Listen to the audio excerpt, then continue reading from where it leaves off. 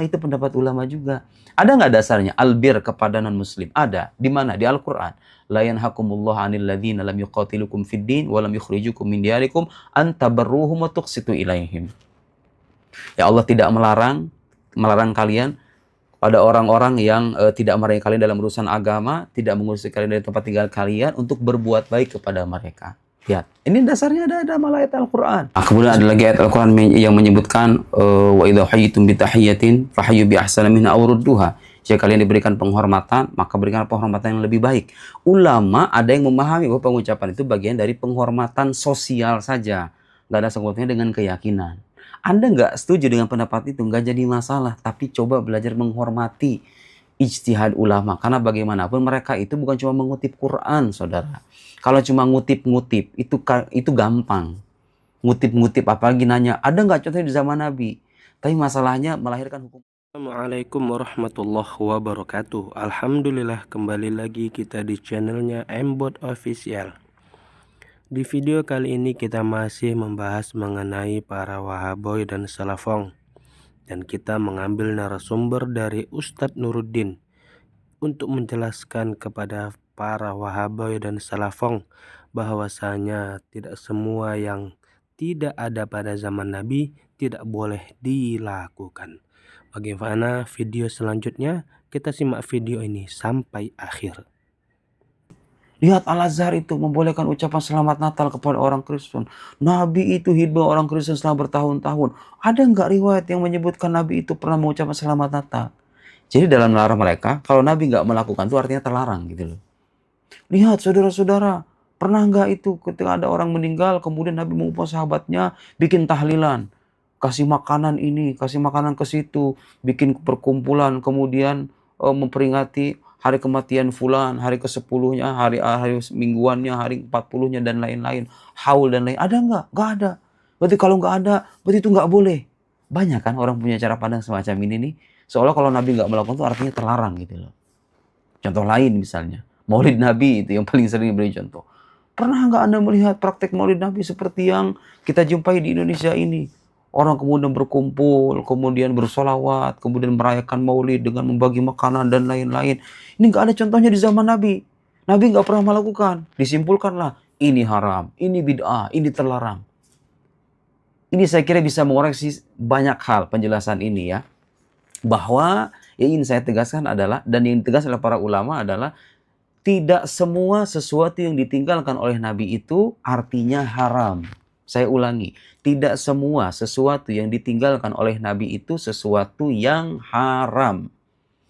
Lihat, saya sekarang bawa referensi ini. Ini orang harus belajar usul fikih itu pentingnya begini ya. Usul fikih itu berguna untuk Anda bagaimana caranya memahami cara ulama melahirkan hukum dan ketetapan-ketetapan agama. Nggak sesederhana yang Anda bayangkan ya.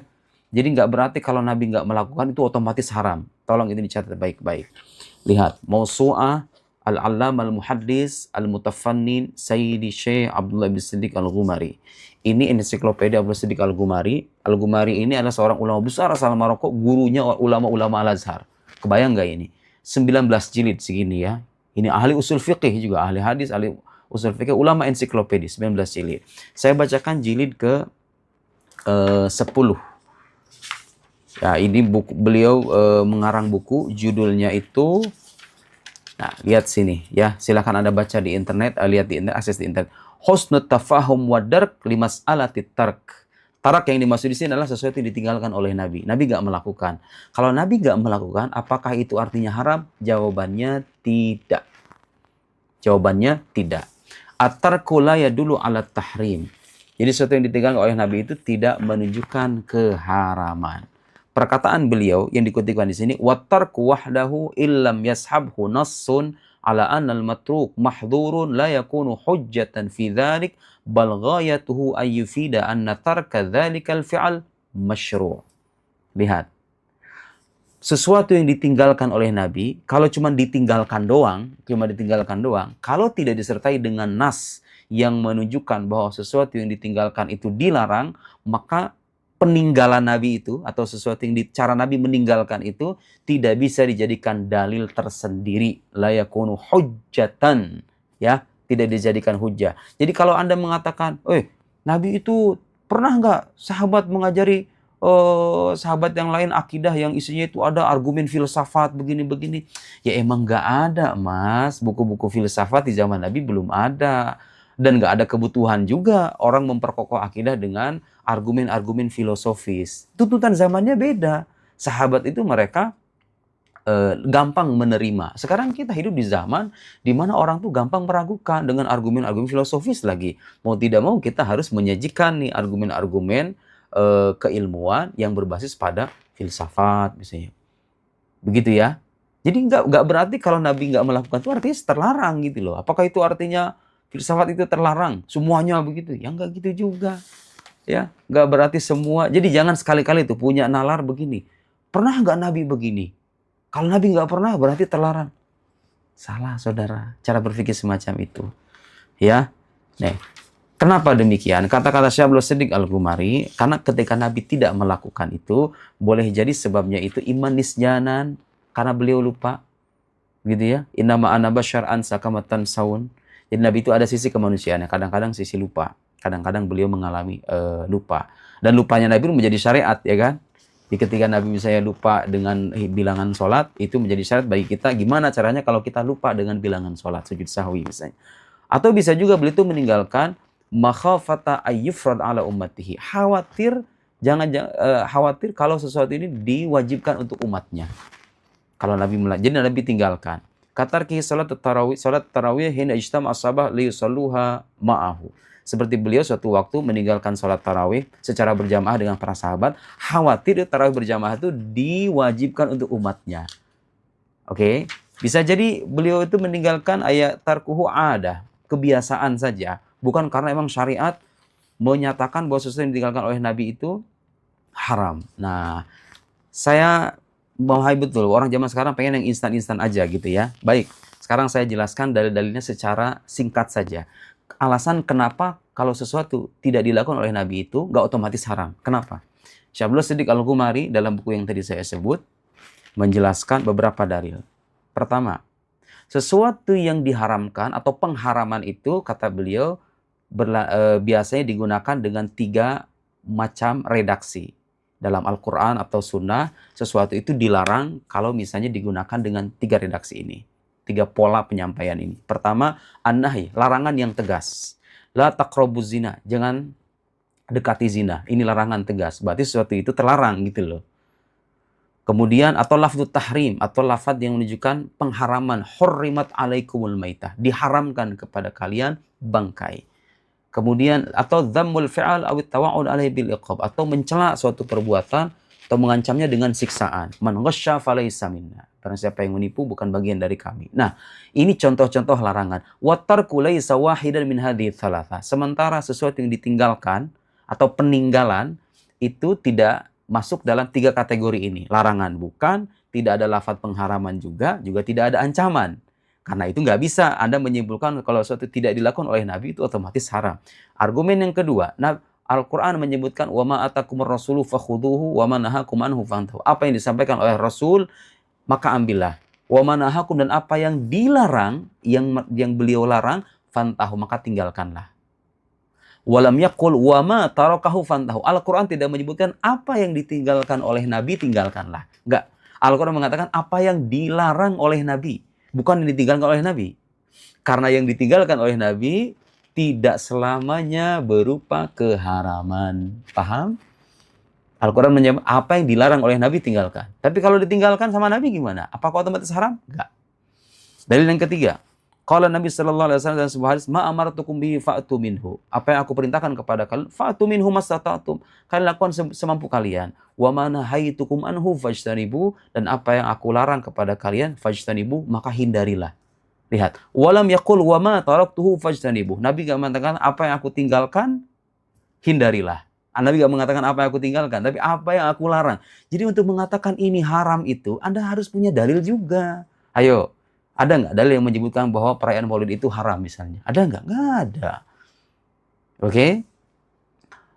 Kemudian al-usuliyun rabi'uha, argumen yang keempat, andal usuliyin, para ahli usul fikih, arrafus sunnah, mengartikan sunnah bi annaha qaulur Rasul sallallahu alaihi wasallam, perkataan Rasul sallallahu alaihi wasallam, wa fi'luhu, dan perbuatannya, wa taqriruhu dan pengikrarannya, walam yaqulu wa tarkuhu. Mereka tidak menyebutkan apa yang ditinggalkannya. Li'annahu laisa bidalil, karena apa yang ditinggalkan Nabi atau cara Nabi meninggalkan itu tidak bisa menjadi dalil tersendiri. Saudara-saudaraku, karena itu jangan gampang menyalahkan ulama ya. Jangan dengan alasan, lihat, nggak pernah contohkan sama Nabi. Ulama ini ngada-ngada dalam agama. Yang dilarang mengada-ngada dalam agama itu, Anda misalnya menambah sholat zuhur yang tadinya 4 menjadi 8. Itu yang nggak boleh, karena nggak ada dasarnya. Kalau bid'ah yang ada dasarnya, sekarang saya beri contoh, tahlilan. Memang nggak ada prakteknya kayak begitu. Tapi ada dasarnya nggak itu praktek kayak begitu? Ngasih makan orang. At'imut ta'am. Jelas tuh perintah hadisnya. Berikan makan kepada orang lain. Membaca Yasin dalam tahlilan. Iqra'u Yasin ala mautakum. Ada hadisnya kan? Ada landasannya kan? Coba, baik nggak itu? Memberi makan, kita baca Quran bersama-sama, zikir bersama. Baik apa enggak? Ulkurullah dzikran katsira. Berzikirlah kepada Allah sebanyak mungkin. Perintah Al-Quran kan? Hanya saja model prakteknya berbeda gitu loh. Jadi dilarang apa enggak tahlilan? Enggak. Maulid Nabi sallallahu alaihi wasallam. Agama mensyariatkan nggak supaya kita mencintai Nabi? Oh, sangat.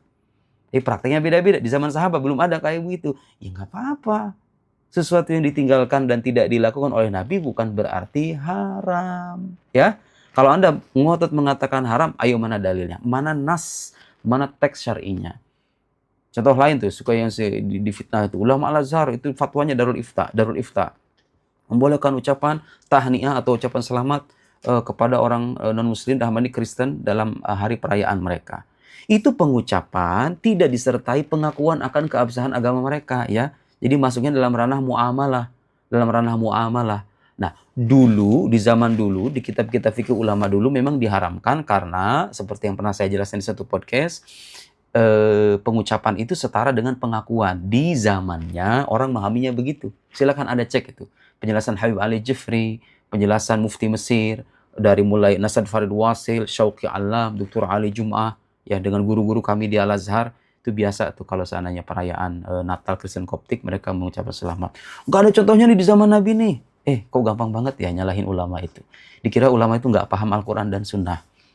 Ya, dulu itu maknanya begitu kalau mengucapkan itu. Sekarang zamannya sudah beda. Pengucapan itu hanya sebatas basa-basi saja, mujamalah. Saya sudah sertakan fatwanya dalam satu podcast dengan Mas Ari Untung. Silahkan Anda search di YouTube. Nah, karena konteks pemaknaannya sudah berbeda, maka hukumnya pun berbeda. Ulama sekarang melihat pengucapan itu bagian dari albir, berbuat baik kepada orang non-muslim.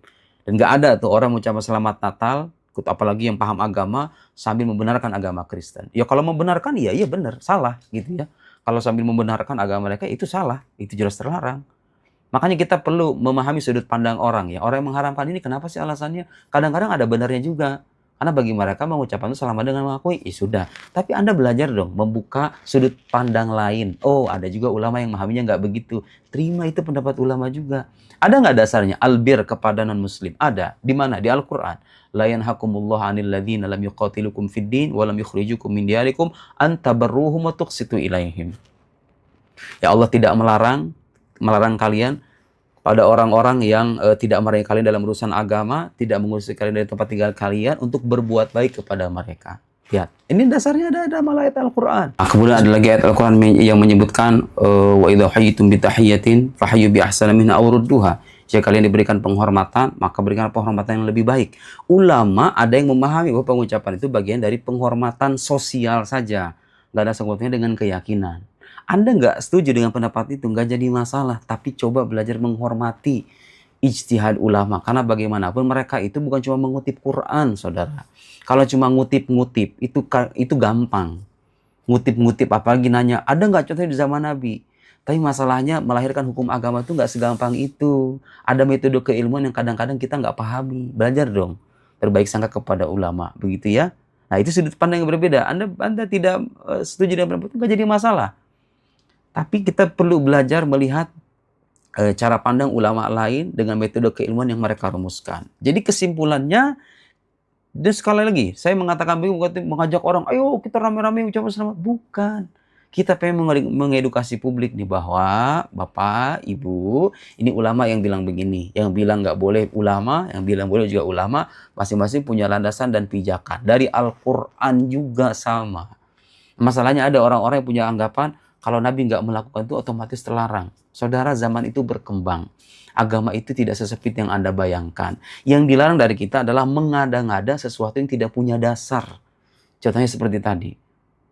Haji misalnya, di waktu-waktu tertentu. Oh nggak bisa, Anda pengen bikin syariat, haji itu bisa di waktu yang lain. Nggak boleh, itu yang namanya bid'ah terlarang itu. Bid'ah yang tercela. Sholat sudah jelas-jelas 5 waktu. Tambah jadi 6 waktu dan diwajibkan atas dasar nama agama. Itu yang nggak boleh.